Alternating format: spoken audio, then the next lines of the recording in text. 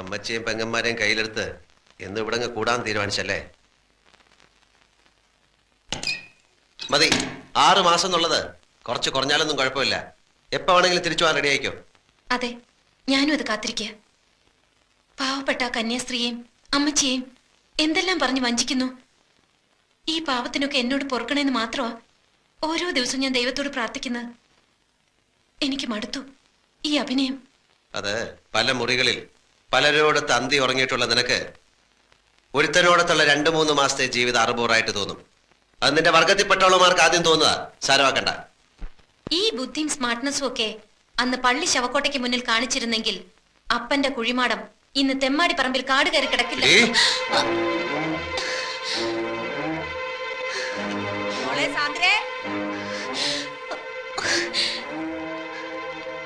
എനിക്കറിയാം ഇക്കാര്യം പറഞ്ഞാൽ നിങ്ങൾക്ക് ഉത്തരം മുട്ടുമെന്ന്. നിങ്ങളൊന്ന് തോൽക്കുന്നത് കാണാൻ വേണ്ടി മാത്രം പറഞ്ഞതാ. മഹത്തായ വിജയങ്ങൾക്കിടയിൽ ചെറിയ ചെറിയ ചില തോൽവികൾ നല്ലതാ.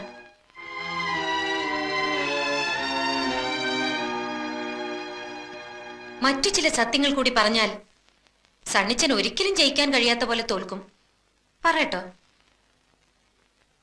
സാധാരണ ഇത്തരം കാര്യങ്ങൾ പറയുമ്പോ സന്തോഷം കൊണ്ട് ഭാര്യ എടുത്തു പൊക്കുകയും ഉമ്മ വയ്ക്കുകയൊക്കെയാണ് പതിവ്. സിനിമയിലും കഥാപുസ്തകത്തിലൊക്കെ അങ്ങനെയാ.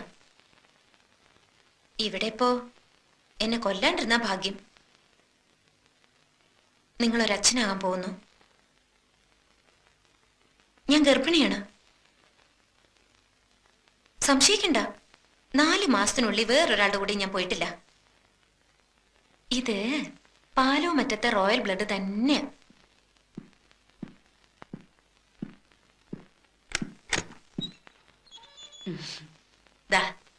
ദേ മോളെ, ഇനി പടികൾ കയറുന്നതും ഇറങ്ങുന്നതും ഒക്കെ സൂക്ഷിച്ചു വേണം.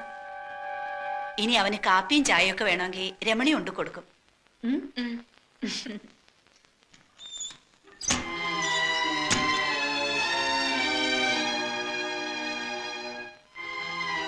നിങ്ങൾ നോക്കി ഭയപ്പെടുത്തണ്ട.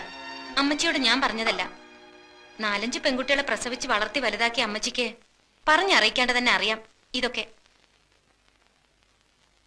എന്തിനുള്ള പുറപ്പാടാ നീ? സാധാരണ പെൺകുട്ടികളെ പോലെ തന്നെ 10 മാസം ഗർഭം ചുമക്കും, പിന്നെ പ്രസവിക്കും. ആ കുട്ടിയെ ഞാൻ വളർത്തും. വളർന്ന് വലുതാവുമ്പോ നിങ്ങളുടെ ആ കാർ ആക്സിഡന്റ് കഥ പറയും. സിംഗപ്പൂരിലല്ല, ഇവിടെ ഒരു ആക്സിഡന്റിൽ അവന്റെ പപ്പ മരിക്കുന്നു. പരിക്കുകളൊന്നുമില്ലാതെ ഞാൻ രക്ഷപ്പെടുന്നു. ഭയപ്പെടണ്ട. അവകാശ സമരവുമായി ഞാനും അവനും ഈ വീടിന്റെ പടി ചവിട്ടില്ല.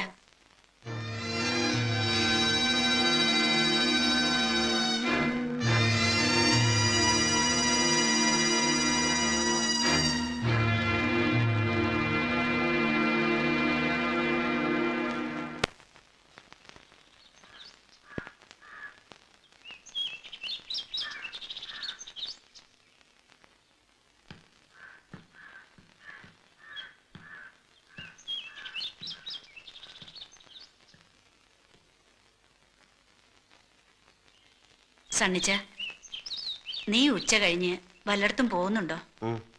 സാന്ദ്രമോളെ ആ സുഷമ ഡോക്ടറെ കൊണ്ടൊന്ന് കാണിക്കണം. അവിടെ മതി. പാലായ്ക്ക് കൊണ്ടുപോയാ പിന്നീടുള്ള പോക്ക് വരെ ബുദ്ധിമുട്ടാവും. ഇനി എല്ലാ മാസവും പോണല്ലോ. മോളോട് ഒരുങ്ങിക്കൊള്ളാൻ പറ. നീയും കൂടി വരുന്നെങ്കി വാ. ഞങ്ങൾ പൊയ്ക്കോളാം. അമ്മച്ചി വരണ്ട, എനിക്ക് ടൗണിൽ പോയിട്ട് കുറച്ച് കാര്യങ്ങളുണ്ട്.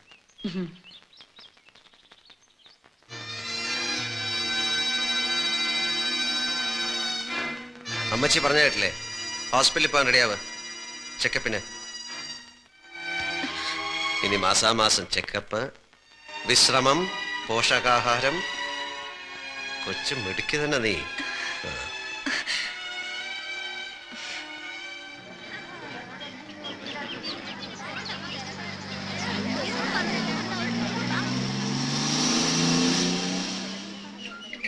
അല്ല ഡോക്ടർ, കുറച്ചുകൂടെ കഴിഞ്ഞു മതി എന്നാണ് ഞങ്ങളുടെ തീരുമാനം. ഇങ്ങനൊരു തീരുമാനം എടുത്ത് ഒത്തിരി കപ്പിൾസിനെ എനിക്കറിയാം. ആദ്യം കുട്ടികൾ ഉടനെ വേണ്ടാന്ന് പറയും, പിന്നെ അതിനു വേണ്ടിയുള്ള പരക്കം പാച്ചിലാവും, നേർച്ചയും വഴിപാടും ഒക്കെ ആയിട്ട്. മാത്രമല്ല 3.5 മാസം കഴിഞ്ഞു എന്ന് പറയുമ്പോൾ ഈ ഒരു അബോർഷൻ റിസ്ക് ആണ്. എന്തിനാ ആവശ്യമില്ലാതൊരു ടെൻഷൻ എടുത്ത് തലയെ വെക്കുന്നത്? കണ്ടോ, പുള്ളിക്കാരിക്ക് തീരെ താല്പര്യമില്ല. നിങ്ങൾ ഒന്നുകൂടെ വെറുതെ സാന്ദ്ര,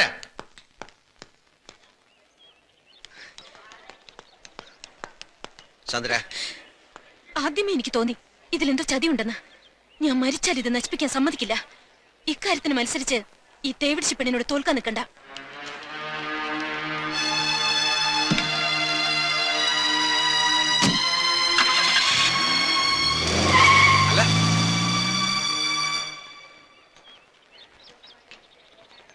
ആ നാൻസി, എന്താ ഇവിടെ?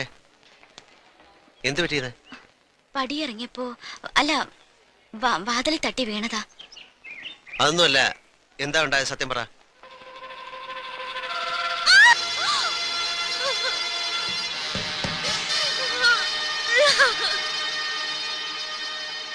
പോള ചെയ്തെന്ന് പറഞ്ഞില്ലേ?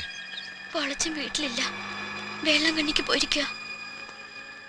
അന്ന് സണ്ണിച്ചാന്റെ കല്യാണത്തിന് ക്വയർ പാടാൻ വന്നപ്പോ മുതൽ ഒന്നും അറിയാത്ത എന്നെ സണ്ണിച്ചാനും ചേർത്ത് ഓരോന്നൊക്കെ പറഞ്ഞുണ്ടാക്കും.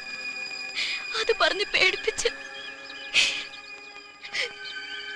നാളെ എനിക്ക് എന്തെങ്കിലും സംഭവിച്ച സത്യം അറിയാവുന്ന ആരെങ്കിലും ഉണ്ടാവണല്ലോ.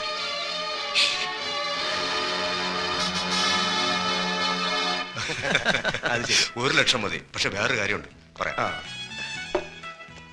ടോമിയോട് പേഴ്സണലായിട്ടൊരു കാര്യം സംസാരിക്കാനുണ്ട്. പ്ലീസ് ഒന്ന് വന്നേ. കം.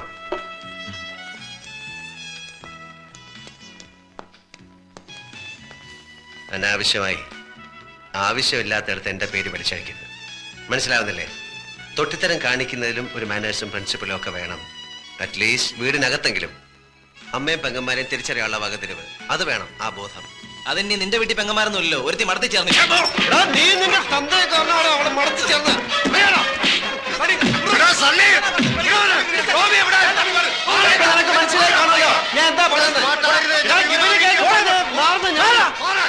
പുല്ലാങ്കുന്നേലെയാണ് വായ തൂങ്ങി നീ കുറെ കളി കളിച്ചു. ഇനി ഇന്ന് മുതൽ ഞങ്ങൾ കളിക്കാൻ പോകാം. നിനക്ക് എന്താണ് ചെയ്യാനുള്ളത് വെച്ചാൽ ചെയ്തോ. യോമാനെ തൊട്ടാൽ നമ്മുടെ കൈ നാറും. എങ്ങനെയായിരുന്നു എന്റെ പെർഫോമൻസ്? കുറച്ച് നാളായിട്ട് യോമാർക്കിട്ട് ഒരു കൊട്ടു കൊടുക്കണമെന്ന് വിചാരിച്ചിരിക്കായിരുന്നു. യോമാനെ നമുക്ക് ഡീലേ സണിച്ചാ കാണിച്ചു.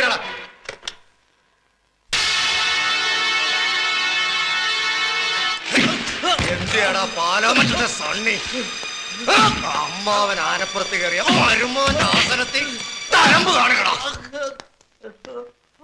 ഇവനെ എന്തിനാ അറസ്റ്റ് ചെയ്ത്? അവൻ പണം വെച്ച് ചീട്ട് കളിച്ചു, അറസ്റ്റ് ചെയ്തു. സാക്ഷികളുണ്ട് ഇവിടെ. അല്ലെങ്കിൽ തന്നെ ഇവനോട് ഇതൊക്കെ പറയുന്നതിനാ? ആണുങ്ങൾ തമ്മിൽ തല്ലി തീർക്കുന്നത് നേർക്ക് നേരെ എന്നാ. എന്റെ വീട്ടിലെ പട്ടിക്കെട്ട് തല്ലണേലും നിനക്കൊക്കെ ഇവന്മാരുടെ പിൻബലം വേണം. ഞാൻ ഇവനെ കൊണ്ടുപോകാൻ വന്ന. വിട്ടില്ലെങ്കിലോ? വിട്ടേ പറ്റൂ. ഞങ്ങൾ ലീഗലായിട്ടാണ് വന്നിരിക്കുന്നത്. ഇതാ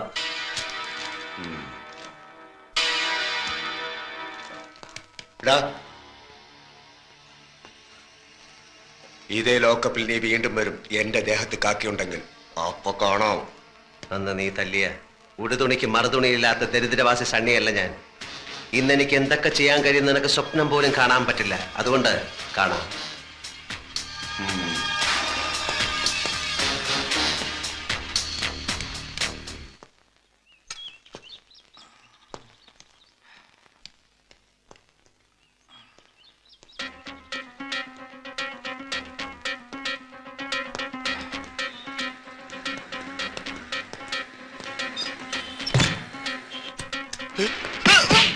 മിണ്ടിപ്പോകരുത്, കൊന്നുകളഞ്ഞ.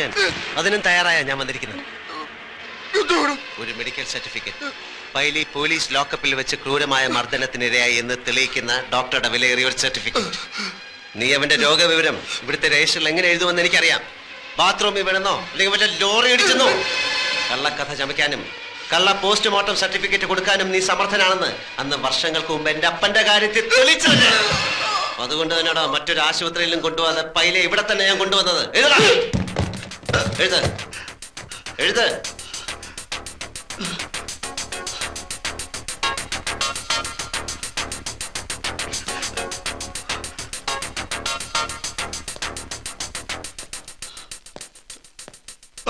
ഈ വൃത്തികെട്ട അക്ഷരത്തില് ഇനി കുറച്ചു നാൾ നീ കള്ള സർട്ടിഫിക്കറ്റ് എഴുതണ്ട. അതുകൊണ്ട് ഒരു പേരില്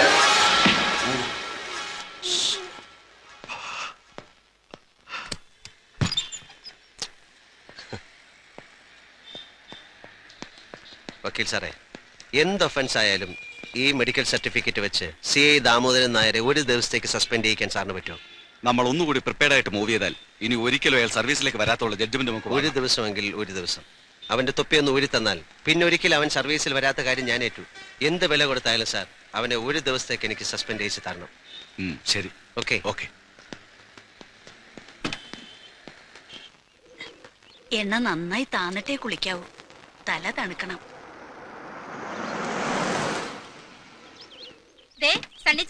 ഒന്നിങ്ങ് വന്നേ. നിന്റെ കെട്ടിയോട് വ്യാക്കൂണ് തീർക്കാൻ എന്റെ മാപ്പിള എത്ര ലിറ്റർ പെട്രോളാ കത്തിച്ചെന്നറിയാമോ? അതെന്തിനാ ചേച്ചി? ഇന്നലെ പാതിരാത്രിക്ക് സാന്ദ്രയ്ക്ക് പച്ചമാങ്ങ തിന്നണമെന്ന് അമ്മച്ചി വിളിച്ചു പറഞ്ഞു. ഈ സീസണിൽ പച്ചമാങ്ങയ്ക്ക് എവിടെ പോവാനാ? പിന്നെ എന്റെ കെട്ടിയോൻ കട്ടപ്പനലോ കുമിളിലോ പോയി പൊന്നും വില കൊടുത്ത് വാങ്ങിയതാ ഇത്. അത് പോട്ടെ, എന്റെ ഏലിക്കുട്ടി ചേച്ചി, അമ്മച്ചി എന്നെ ഏൽപ്പിച്ചിരിക്കുന്നത് എന്താണെന്നോ? എനിക്ക് ടിന്റുമോളെ വയറ്റിലുണ്ടായിരുന്നപ്പോ തന്നൊരു ലേഹിയില്ലേ, എന്താടി അതിന്റെ പേര്? കർത്താവേ, അതോ? സാന്ദ്രേ, കഴിക്കല്ലേ. അതാലോചിക്കുമ്പോഴേ എനിക്ക് ഛർദിക്കാൻ വരുവാ.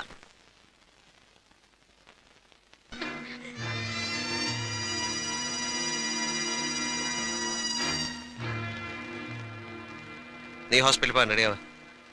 പോണം. എന്നെ നിങ്ങളിപ്പോ ഭയക്കുന്നുണ്ടല്ലേ? ഹോസ്പിറ്റലിൽ പോണെന്ന് എന്ത് അവകാശത്തിലാ പറയുന്നത്? 2 മാസം കൂടെയല്ലേ ബാക്കിയുള്ളൂ. അതുവരെ ഒന്നിനും ഇതൊരു തടസ്സമാവില്ല. 7ാം മാസം വരെ സെക്ഷൽ റിലേഷന് പ്രഗ്നൻസി ഒരു പ്രശ്നമാവില്ലെന്ന് ഇവിടെ ഒരു മാഗസിനിൽ വായിച്ചു. ആദ്യ കുർബാന കൈകൊണ്ടിട്ടുള്ള സത്യക്രിസ്ത്യാനികള് ആഘോഷനെ കുറിച്ച് ചിന്തിക്കുന്ന പോലും മഹാപാവാ. ആ പിന്നെ അയ്യർ സാർ വിളിച്ചിരുന്നു. സണ്ണിച്ച വന്ന് അങ്ങോട്ട് വിളിക്കാൻ പറഞ്ഞു.